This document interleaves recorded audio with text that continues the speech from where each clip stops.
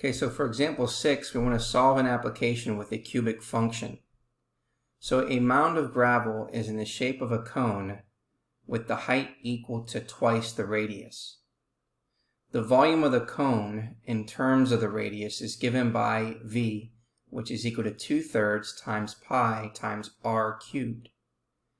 We want to find the inverse of the function v, which is equal to 2/3 pi r cubed, that determines the volume v of a cone and is a function of the radius r. Once we find this inverse, then we're going to use the inverse function to calculate the radius of such a mound of gravel measuring 100 cubic feet. And then we're going to use pi to equal 3.14.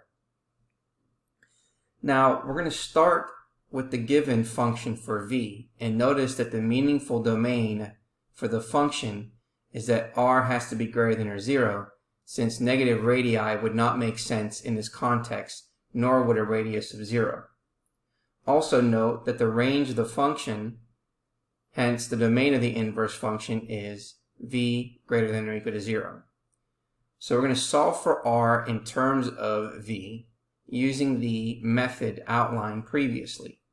Note that in real-world applications, we do not swap the variables when finding inverses.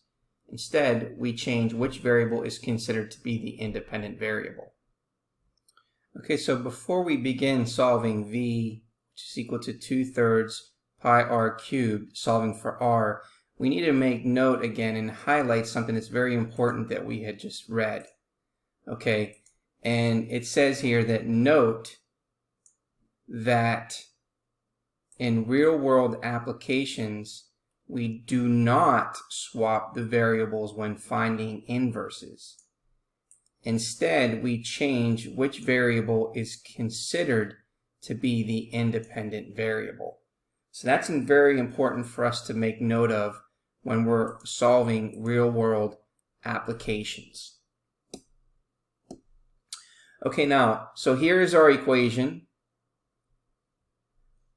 And then for step 2, in order for us to solve for r, we're going to have to multiply both sides by 3 and then divide both sides by 2 pi, which ends up giving us r cubed, which is equal to 3v over 2 pi.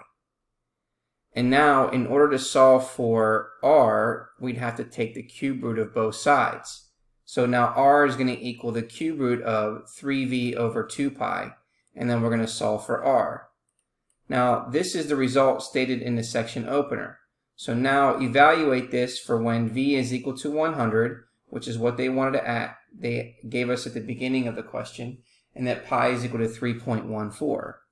So substituting those values, we have 3 times 100 times over divided by 2 times 3.14, which gives us approximately 47.7707.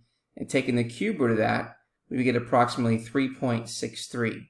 So therefore, the radius is about 3.63 feet.